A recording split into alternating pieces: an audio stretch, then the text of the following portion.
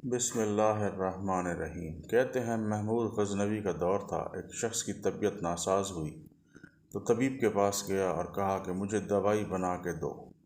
طبیب نے کہا کہ دوائی کے لیے جو چیزیں درکار ہیں سب ہیں سوائے شہد کے۔ تم اگر شہد کہیں سے لا دو تو میں دوائی تیار کیے دیتا ہوں۔ اتفاق سے موسم شہد کا نہیں تھا۔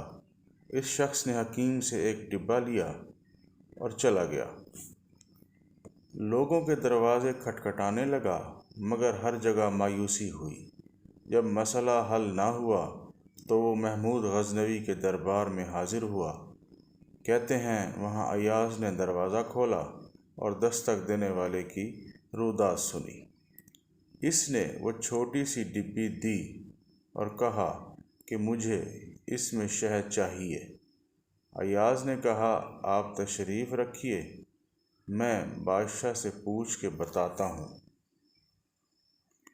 ایاز وہ ڈبہ لے کر بادشاہ کے سامنے حاضر ہوا اور عرض کی کہ بادشاہ سلامت، ایک سائل کو شہد کی ضرورت ہے۔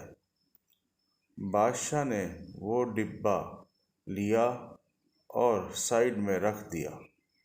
ایاز کو کہا کہ 3 بڑے ڈبے شہد کے اٹھا کے اس کو دے دیے جائیں۔ ایاز نے کہا حضور، اس کو تو تھوڑی سی چاہیے، آپ 3 ڈبے کیوں دے رہے ہیں؟ بادشاہ نے ایاز سے کہا ایاز وہ تو مزدور آدمی ہے، اس نے اپنی حیثیت کے مطابق مانگا ہے، ہم بادشاہ ہیں، ہم اپنی حیثیت کے مطابق دیں گے۔